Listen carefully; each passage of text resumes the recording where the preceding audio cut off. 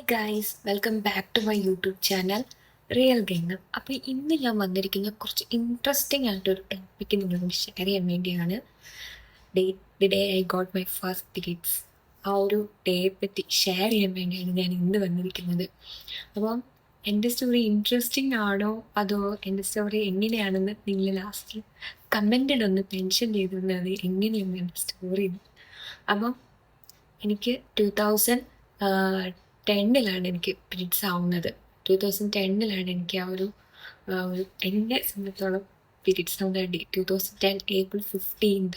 എനിക്ക് മറക്കാൻ പറ്റാത്തൊരു ദിവസമാണ് എന്നെ സംബന്ധിച്ചോളം. ഒരു വിഷു ദിവസമാണ് അന്ന്.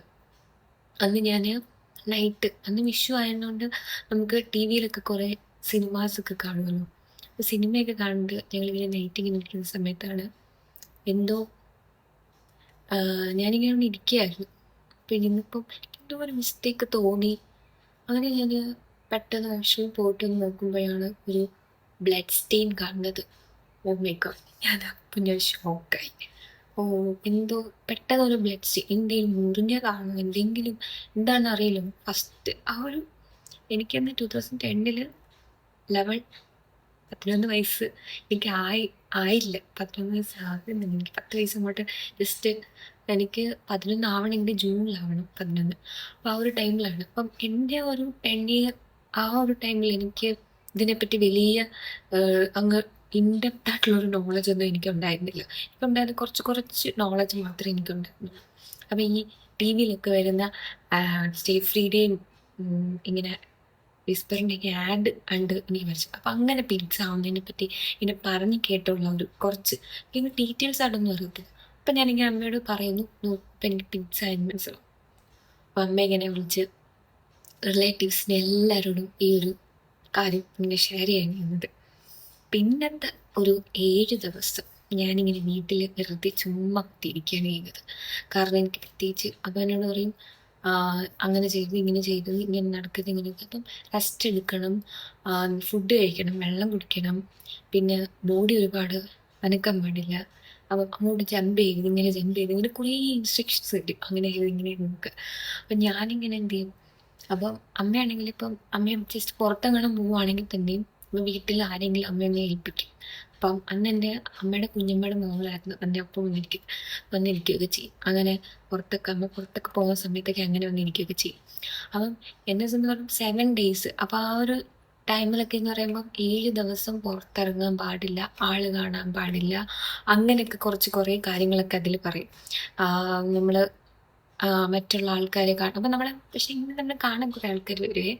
നമുക്ക് കുറേ റിലേറ്റീവ്സൊക്കെ വരും. റിലേറ്റീവ്സ് ആവട്ടെ, നമ്മുടെ നൈബേഴ്സ് ആയിക്കോട്ടെ, എല്ലാവരും വരും. നമുക്ക് കഴിക്കാൻ വേണ്ടി നമുക്കിങ്ങനെ കുറേ ഫുഡൊക്കെ ആയിട്ടായിരിക്കും വരുന്നത്. കഴിക്കാൻ ഫുഡ് കൊണ്ടുവരും. പിന്നെ നമ്മുടെ റിലേറ്റീവ്സ് ആണെങ്കിൽ നമുക്ക് ഗോൾഡൊക്കെ തരും. നമുക്കിങ്ങനെ എനിക്ക് ആ ടൈമിൽ ഏതാണ്ട് എനിക്ക് റിങ് കിട്ടിയിട്ടുണ്ട്, ചെയിൻ, മാല, വള, കൊലുസ്, ഇങ്ങനെ എനിക്ക് ഇങ്ങനെ വീട്ടിൽ നിന്നും വാങ്ങി തന്നിട്ടുണ്ട്, അല്ലാണ്ട് റിലേറ്റീവ്സും വാങ്ങി തന്നിട്ടുണ്ട്. എനിക്കിങ്ങനെ ഗോൾഡൊക്കെ ആ ടൈമിൽ ഇങ്ങനെ കിട്ടിയിട്ടുണ്ടായിരുന്നു. അപ്പം ആ ഒരു മൊമെൻ്റ് എന്നൊക്കെ പറയുമ്പം സ്റ്റിൽ എനിക്കെന്താ ഇന്നും ആ ഭയങ്കര ബുദ്ധിമുട്ടുള്ള മൊമെൻ്റാണ്. നമുക്ക് 7 ദിവസം പുറത്തിറങ്ങാൻ പാടില്ല എന്നൊക്കെ പറയും. പിന്നെ നമ്മൾ ഓരോ ദിവസവും രാവിലെ അമ്മയായിരിക്കും കുളിപ്പിക്കുന്നത്. മഞ്ഞളൊക്കെ തേച്ച് എന്നും ഇങ്ങനെ മഞ്ഞളൊക്കെ തേച്ച് നമ്മളെ കുളിപ്പിക്കും. പിന്നെ 7ാമത്തെ ദിവസം കഴിയുമ്പോൾ ഒരു ഇങ്ങനെ ചടങ്ങും കാര്യങ്ങളൊക്കെ കഴിയും. പിന്നെ നമുക്ക് കുഴപ്പമില്ല, നോർമലായി നമുക്കിങ്ങനെ പുറത്തൊക്കെ ഇറങ്ങി നടക്കാം. പിന്നെ എന്നെ സംബന്ധിച്ചിടത്തോളം എനിക്ക് പറ്റിയൊരു ഇതെന്ന് വെച്ച് കഴിഞ്ഞാൽ, എനിക്കൊരു വെക്കേഷൻ ആയതുകൊണ്ട് എനിക്ക് ഒന്നും ചെയ്യാൻ പറ്റാത്ത അവസ്ഥയിൽ പോയി. ഇപ്പോൾ സ്കൂളിൽ പോകുന്ന ടൈം ആയിരുന്നെങ്കിൽ നമുക്കൊരു 6 ദിവസം വീട്ടിൽ വെറുതെ കുത്തിയിരിക്കായിരുന്നല്ലോ എന്നൊക്കെ തോന്നി. പക്ഷെ വെക്കേഷൻ ആയതുകൊണ്ട് ഒന്നും ചെയ്യാൻ പറ്റാത്ത അവസ്ഥയായിരുന്നു. കാരണം വീട്ടിൽ തന്നെ ഇരിക്കുക, 2 മന്ത്സ് വീട്ടിലിരിക്കുകയാണ്. അപ്പോൾ ഇത് അതിൻ്റെ കൂട്ടത്തിൽ അഡീഷണൽ ആയിട്ടൊരു പുതിയ ക്രെഡിറ്റും കൂടി കിട്ടിയെന്ന് വേണം പറയാം.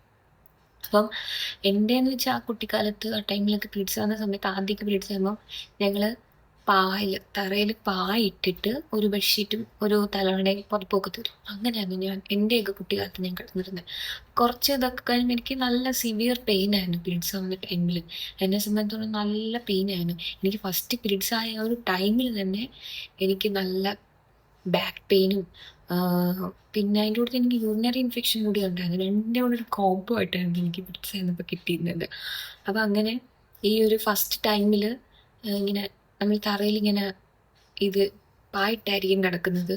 ആ ഒരു 4 ദിവസം നമ്മൾ പായിട്ടെടുക്കും. 4 ദിവസം കിടന്ന ആ പുതപ്പും ബെഡ്ഷീറ്റും തലവേദന കവറെല്ലാം വഴി കൊണ്ട് കഴുകി ഇടണം. പിന്നെ രാവിലെ എന്നും എഴുന്നേൽക്കുമ്പോൾ കുളിക്കണം. രാവിലെ പീരീഡ്സ് ആയിരിക്കുമ്പോൾ ആ 4 ദിവസം രാവിലെ എഴുന്നേറ്റ് കുളിച്ചിട്ടേ എവിടെയും ടച്ച് ചെയ്യാൻ പാടുള്ളൂ. അപ്പോൾ പീരീഡ്സ് ആയിരിക്കുന്ന ആ ടൈമിലാണെങ്കിൽ നമ്മളിപ്പം എന്താ സോഫയിൽ ഇരിക്കാൻ പാടില്ല എന്ന് പറയും. ഹാളിൽ ഇരിക്കാം, കസേരയിൽ ഇരിക്കാൻ പാടുള്ളൂ, സോഫയിൽ ഇരിക്കാൻ പാടില്ല. പിന്നെ നമ്മൾ പിന്നെ ചില ചില വീടുകളിലൊക്കെ കിച്ചൺ കയറ്റാത്ത സിറ്റുവേഷൻ. ഞങ്ങളുടെ വീട്ടിൽ അങ്ങനെയൊന്നുമില്ല. കുളിച്ച് കഴിഞ്ഞാൽ പിന്നെ കുഴപ്പമില്ല. കുളിച്ച് കഴിഞ്ഞാൽ പിന്നെ കുറച്ച് കാലം കഴിഞ്ഞപ്പം ഈ ഒരു പായിലെ കിടത്തം മാറി നമ്മൾ കട്ടിലിൽ കിടക്കാൻ തുടങ്ങിയപ്പോൾ എന്ന് വെച്ച് കഴിഞ്ഞാൽ നമ്മൾ മെത്തയ്ക്ക് കവർ മേടിച്ചിട്ടിട്ട് അതിലായിരിക്കും പിന്നെ കിടത്തും. അപ്പം നമ്മൾ ഈ 4 ദിവസം സെപ്പറേറ്റ് ആയിരിക്കും കിടക്കുന്നത്. രാവിലെ നമ്മൾ ആരെയും തൊടാതെ വേണം പോയി കുളിക്കാൻ. നമുക്ക് കുളിക്കാൻ നമ്മൾ ഡ്രസ്സൊക്കെ കൊണ്ട് ബാത്റൂമിൽ കൊണ്ടിട്ട് വരികയൊക്കെ ചെയ്യും അമ്മ. അങ്ങനെയായിരിക്കും നമുക്ക് ചെയ്തു തരുന്നത് ആ ഒരു 4 ദിവസം എന്നൊക്കെ പറയുമ്പം. പിന്നെ ഓരോ സ്റ്റേജസും കഴിയുന്നതോറും ചേഞ്ചസ് വന്നു. ആ പായിൽ നിന്ന് ബെഡിലേക്ക് വന്നു. പിന്നെന്ന് വെച്ചാൽ നോർമലി നമ്മൾ ഇത് ഫോളോ അപ്പ് ചെയ്യാനുള്ള മെയിൻ റീസൺ എന്ന് വെച്ചാൽ നമ്മൾ ഹിന്ദുസിൻ്റെ വീട്ടിലേക്ക് എന്ന് വെച്ചാൽ വിളക്ക് കത്തിക്കുന്നതുകൊണ്ട് തന്നെയും അത്രയും പ്യുവറായിട്ട് നോക്കണമല്ലോ. അപ്പം ഞങ്ങളുടെ വീട്ടിൽ ഞങ്ങൾ 3 പെണ്ണുങ്ങളാണ്. ഞാനും അമ്മയും പിന്നെ എൻ്റെ അനിയത്തി. പിന്നെ അമ്മാമ്മയ്ക്ക് പിന്നെ പീരീഡ്സൊക്കെ കഴിഞ്ഞ് മെനോപോസൊക്കെ ആയതാണ്. അപ്പം ഞങ്ങളുടെ ഒരു 3 പേരെന്ന് പറയുമ്പം അതുകൊണ്ട് തന്നെ അത്രയും ഇതായിട്ടായിരുന്നു. അപ്പോഴും അമ്മ സ്റ്റിൽ പറഞ്ഞൊരു കാര്യമുണ്ട്, ഈ കല്യാണം കഴിഞ്ഞ് നീ പോകുന്ന വീട്ടിൽ നീ എങ്ങനെ വയ്ക്കും, ഇവിടെ നീ ഇത് കുറച്ച് കാര്യങ്ങൾ. പിന്നെന്ന് വെച്ചാൽ ഒട്ടും അക്സെപ്റ്റബിൾ അല്ലാത്ത കുറച്ച് കാര്യങ്ങൾ സ്റ്റിൽ ഞങ്ങളുടെ അമ്മയുടെ അമ്മയ്ക്കായിരുന്നു. അപ്പോൾ പീരീഡ്സ് ആയിരുന്ന സമയത്ത് പുള്ളിക്കാരി ഞങ്ങളെ തൊടാനൊക്കെ കുറച്ച് മാറിയിട്ട് അങ്ങനെയൊക്കെ ഇതുണ്ട്. പിന്നെ അമ്പലങ്ങളിലൊക്കെ പോവുകയാണെങ്കിൽ നമ്മൾ പിന്നെ ടച്ച് ചെയ്യില്ലല്ലോ. നമ്മൾ 4 ദിവസവും പിന്നെ എൻ്റെ ഒരു സിറ്റുവേഷൻ വെച്ചാൽ 4 ദിവസവും ഞാൻ ചിലപ്പോൾ ബെഡിൽ തന്നെ ആയിരിക്കും. കാരണം എനിക്ക് അത്രയും സിവിയർ ആയിട്ടുള്ള പെയിൻ ആയിരിക്കും. എൻ്റെ ഒരു കുട്ടിക്കാലത്ത് സ്റ്റിൽ ഇപ്പോഴും എനിക്ക് അതേ വേവ് ലെങ്ത് പെയിൻ ഉണ്ടെന്ന് തന്നെയാണ് പറയുന്നത്. കാരണം ആ പെയിൻ അത്രയും ഉള്ളതുകൊണ്ട് തന്നെയും ഞാൻ ചിലപ്പോൾ ഫുഡ് പോലും കഴിക്കാതാക്കിയിരിക്കും. അപ്പം അങ്ങനെ ഒരു സിറ്റുവേഷൻ ആയിരിക്കും എന്നെ സംബന്ധിച്ചിടത്തോളം കൂടുതൽ സമയങ്ങളിൽ ഞാൻ. പിന്നെന്ന് വെച്ച് കഴിഞ്ഞാൽ ഇപ്പം കുറച്ചൊക്കെ പ്രോഗ്രസീവായിട്ട് തന്നെ വേണേൽ പറയാം. ഇപ്പം നമുക്ക് എന്താ പഴയ വീട്ടിൽ അമ്മ വീട്ടിലാണെങ്കിൽ നമുക്കിങ്ങനൊന്നും സെപ്പറേറ്റ് പൂജമുറി ഒന്നും ഇല്ലായിരുന്നു. ഇപ്പം പൂജമുറിയും കാര്യങ്ങളൊക്കെ ഉണ്ട്. എന്നാലും ഇപ്പോഴും ഹോളിൽ വന്നിരുന്നാലൊന്നും നമ്മൾ സോഫയിലൊന്നും ഇരിക്കാറില്ല. പീരീഡ്സ് ആയി കഴിഞ്ഞാൽ നമ്മൾ കുറച്ച് ഒതുങ്ങി മാറി നിൽക്കണം എന്നുള്ളൊരു ഇത്. പിന്നെ എനിക്ക് കാര്യങ്ങളോടൊന്നും പ്രത്യേകിച്ച് വലിയ വിയോജിപ്പൊന്നും ഉണ്ടായിരുന്നില്ല. പിന്നെ കുറച്ച് വളർന്നപ്പോൾ പിന്നെ എൻ്റെ സിസ്റ്ററിന് പീരീഡ്സ് ആയി. അവളിതായി കഴിയുമ്പോൾ കുറച്ചുകൂടി സ്റ്റേജസ് കടക്കുന്നതനുസരിച്ച് പ്രോഗ്രസീവ് ആവാൻ തുടങ്ങി ഓരോരുത്തരുടെയും വീടുകളിൽ. പഴയ ആ ഒരു പായലിനെ കിടത്തുമൊക്കെ മാറി മാറി വന്നു. പിന്നെ കുറച്ച് കാലം കഴിഞ്ഞപ്പോൾ പിന്നെ കുളിക്കുന്ന കാര്യം അത് മസ്റ്റാണ്. പിന്നെ എനിക്കെന്ന് വെച്ച് കഴിഞ്ഞാൽ പീരീഡ്സ് ആയിരിക്കുന്ന ടൈമിൽ കുളിക്കാതിരിക്കുക എന്ന് പറഞ്ഞാൽ കുറച്ച് അൺഎക്സ്പെക്റ്റഡ് ആയിട്ടുള്ളൊരു കാര്യമാണ്. ഈ ഭയങ്കര ഇറിറ്റേഷൻ ഇച്ചിങ്സ് ഒക്കെ തോന്നും. അപ്പോൾ രാവിലെ ചിലപ്പോൾ ഞാൻ പീരീഡ്സ് ആയിരുന്ന സമയത്ത് 2 ടൈംസ് എങ്കിലും കുളിക്കും. കുളിച്ചില്ലെങ്കിൽ ഒരു സമാധാനം നമുക്ക്. പിന്നെ നമ്മൾ ഹോസ്റ്റലിലൊക്കെ മാറിപ്പോയി നിൽക്കുന്ന സ്റ്റേജിൽ നമുക്ക് മനസ്സിലാവും. പിന്നെ നമ്മൾ ഈ ഒരു കാര്യങ്ങൾ, ഈ ബെഡിൽ ഇങ്ങനെ കിടക്കുന്ന ഒരു കാര്യങ്ങൾ ഇങ്ങനെ മടക്കി വെക്കണം, ഇങ്ങനത്തെ കുറച്ച് കാര്യങ്ങളൊക്കെ ഫോളോ അപ്പ് ചെയ്യുന്നതൊക്കെ നമ്മൾ പിന്നെ പതിയെ ഡ്രോപ്പ് ആവും. കാരണം നമ്മുടെ സിറ്റുവേഷൻസ് മാറുന്നതനുസരിച്ച് നമ്മളത് മാറും. അവിടെ നമുക്ക് ബെഡ് മാറ്റി വെക്കാനും അങ്ങനെ ഇങ്ങനെയൊന്നും നമുക്ക് ചെയ്യാൻ പറ്റത്തില്ല. അപ്പോൾ അതുകൊണ്ട് തന്നെ നമ്മൾ കൂടുതലും ഫോക്കസ് ചെയ്യുന്നത് പീരീഡ്സ് ആയിക്കഴിഞ്ഞാൽ രാവിലെ നോർമൽ ഡേ പോലെ രാവിലെ കഴിഞ്ഞിട്ട് കുളിക്കുന്നു, അങ്ങനെ ഒരു സ്റ്റേജിലോട്ട് മാറും.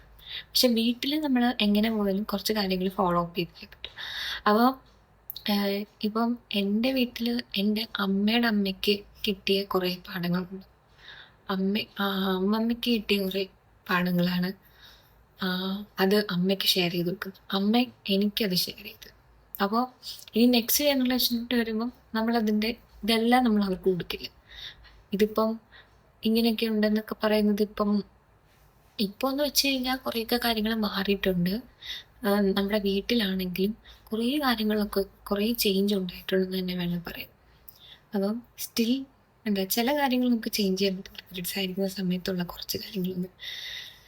എങ്കിലും എന്നെ സംബന്ധിച്ചോളം ഈ പീരിയഡ്സ് ആയ ഒരു ഫസ്റ്റ് ഡേ ഉണ്ടെന്നു, ഈ April 15 എന്നുള്ള ഡേ എനിക്ക് മറക്കാൻ പറ്റില്ല. ഒന്നാമത്തെ റീസൺ എന്താണെന്ന് വെച്ചാൽ ഇതൊരു വിഷു ദിവസം മാത്രമായിട്ടല്ല, പിന്നീട് വർഷങ്ങളോളം എനിക്കൊരു വിഷുവും കിട്ടിയിട്ടില്ല എന്നുള്ളതാണ്. എനിക്ക് കിട്ടിയത് ചുരുക്കം വിഷുവാണ്. എനിക്ക് പീരിയഡ്സ് ആയതിന് ശേഷം പിന്നെ കിട്ടിയത് വെറും ചുരുക്കം വിഷുകളാണ് എനിക്ക് കിട്ടിയിട്ടുള്ളത്. ഈ റീസെൻ്റ് ഇപ്പം കഴിഞ്ഞ വിഷു അതെൻ്റെ ഹസ്ബൻഡിൻ്റെ വീട്ടിലായിരുന്നു. ഹസ്ബൻഡിൻ്റെ വീട്ടിലായതുകൊണ്ട് അറിയില്ല, എനിക്ക് ഇപ്രാവശ്യം പീരിയഡ്സ്, അതുകൊണ്ട് തന്നെ നേരത്തെ എനിക്ക് പോയി. അതുകൊണ്ട് തന്നെയും എനിക്ക് ഇപ്രാവശ്യം വിഷു കിട്ടി. പിന്നത്തെ ഒരു കാര്യം എന്ന് വെച്ച് കഴിഞ്ഞാൽ നമ്മൾ ഫസ്റ്റ് ടൈം പീരിയഡ്സ് ആയ ആ ഒരു ഡേ ആയതുകൊണ്ട് മാത്രമായിരിക്കില്ല, നമുക്ക് എല്ലാ ഇയറും ആ ഒരു ടൈം ആകുമ്പോഴത്തേക്കും റൊട്ടേറ്റ് ചെയ്ത് ആ ഒരു April 15 കാര്യങ്ങൾ വന്ന് നിൽക്കും. അപ്പം എന്നെ സംബന്ധിച്ചോളം ഇതാണ് എൻ്റെ ഫസ്റ്റ് പീരിയഡ്സ് ആയ ഒരു എക്സ്പീരിയൻസ് എന്ന് പറയുന്നത്. ഓരോരുത്തർക്കും ഓരോ എക്സ്പീരിയൻസ് ആയിരിക്കും ഉണ്ടാകുന്നത്. ഇപ്പം എൻ്റെ ചിലർക്ക് ചിലപ്പം പെട്ടെന്ന് സ്കൂളിൽ വെച്ചിട്ട്, അങ്ങനെ കുറേ കുട്ടികൾക്കൊക്കെ അങ്ങനെ സ്കൂളിൽ വെച്ചിട്ട് ആയ കുട്ടികളുണ്ട്. പിന്നെ ഇപ്പോൾ മറ്റെവിടെയെങ്കിലുമൊക്കെ എൻ്റെ കൂടെ പഠിക്കുന്നതിലും അന്നൊക്കെ പറയുമായിരുന്നു, കൂടുതലായിട്ട് ഫുഡ് കഴിക്കുന്ന കുട്ടികളായിരിക്കും പെട്ടെന്ന് പീരിയഡ്സ് ആവുന്നതെന്നൊക്കെ പറയും. പക്ഷെ അതിലൊന്നും വലിയ സത്യമൊന്നുമില്ല. ചില ആൾക്കാരുടെ ഓരോ ആൾക്കാരുടെ ഹോർമോൺസ് വരും. പിന്നെ ഓരോരുത്തരുടെ ആ ഒരു ഹെറിഡിറ്ററി ആയിട്ട് വരുന്നൊരു ഫാക്ടറാണ്. എൻ്റെ അമ്മയൊക്കെ എന്ന് വെച്ച് കഴിഞ്ഞാൽ ഏർലി ഏജിൽ ഒരു 10-11 ആ ഏജിലൊക്കെ തന്നെ അമ്മയൊക്കെ പീരിയഡ്സ് ആയി. അതുകൊണ്ട് തന്നെ ഞങ്ങൾ രണ്ടുപേരും, ഞാനും എൻ്റെ അനിയത്തിയും അതേപോലെ തന്നെയായിരുന്നു. ഞങ്ങൾ രണ്ടുപേരും ആ ഒരു ഈ കാര്യങ്ങൾ തന്നെ ഞങ്ങൾ തന്നെ. അപ്പം ഒരു ഹെറിഡിറ്ററി ആയിട്ട് വരുന്നത്, ചിലർക്ക് പീരിയഡ്സ് ആവാൻ ചിലപ്പോൾ 15 വയസ്സ്, എൻ്റെ കൂട്ടത്തിൽ പഠിച്ച ആൾക്കാരും ഉണ്ട് 15-17 വയസ്സാകുമ്പം പീരിയഡ്സ് ആയ ആൾക്കാർ. ഇതൊക്കെ ഓരോരുത്തരുടെ ആ ഒരു ഫുഡിൻ്റെയും മാത്രം കാര്യമല്ല, അവരുടെ ഓരോരുത്തരുടെയും ഹോർമോണിലും മറ്റു പല പല കാര്യങ്ങളും കൊണ്ടാണ്. അപ്പം ഇത്രയേ ഉള്ളൂ ഈ കാര്യങ്ങൾ. ഈ വീഡിയോ ഇഷ്ടമായെങ്കിൽ ഒന്ന് ലൈക്ക് ചെയ്യുക, കമൻറ്റ് ചെയ്യുക, സബ്സ്ക്രൈബ് ചെയ്യുക. പിന്നെ വീഡിയോ ഹൈപ്പ് ചെയ്യുന്ന കാര്യമൊന്നും മറക്കല്ലേ. അപ്പം നിങ്ങളുടെ എക്സ്പീരിയൻസ് എന്നോട് ഷെയർ ചെയ്യുക. പിന്നെ എൻ്റെ കാര്യത്തിൽ കൂടുതൽ എന്തെങ്കിലുമൊക്കെ അറിയണമെങ്കിൽ ഒന്ന് കമൻറ്റ് ചെയ്യണം. എന്നാൽ എനിക്ക് കൂടുതൽ അടുത്ത ടോപ്പിക്ക് എന്ത് ചെയ്യണം എന്നൊക്കെ ഉള്ളൊരു ഇത് ഞാൻ പറയാം. അപ്പം ഞാൻ ഈ ഒരു ചാനൽ തുടങ്ങിയിട്ട് കുറച്ചേ ആയുള്ളൂ. അപ്പം എനിക്ക് കുറേ കാര്യങ്ങളൊന്നും അറിയില്ല, കുറച്ച് കാര്യങ്ങളൊക്കെ വെച്ചാണ് ഞാൻ ചെയ്യുന്നത്. അപ്പോൾ ഈ ഒരു പ്ലാറ്റ്ഫോമിൽ വന്ന് ഇങ്ങനെ ഒരു കാര്യം എനിക്ക് ഷെയർ ചെയ്യണമെന്ന് തോന്നി. അതുകൊണ്ടാണ് ഞാൻ ഇപ്പോൾ ഇവിടെ ഒന്ന് ഷെയർ ചെയ്യുന്നത്. അപ്പോൾ വീഡിയോ ഇഷ്ടമായാൽ ലൈക്ക് ചെയ്യാനും കമൻറ്റ് ചെയ്യാനും സബ്സ്ക്രൈബ് ചെയ്യാനും മറക്കരുത്. പിന്നെ ഇത്രയേ ഉള്ളൂ. Bye bye.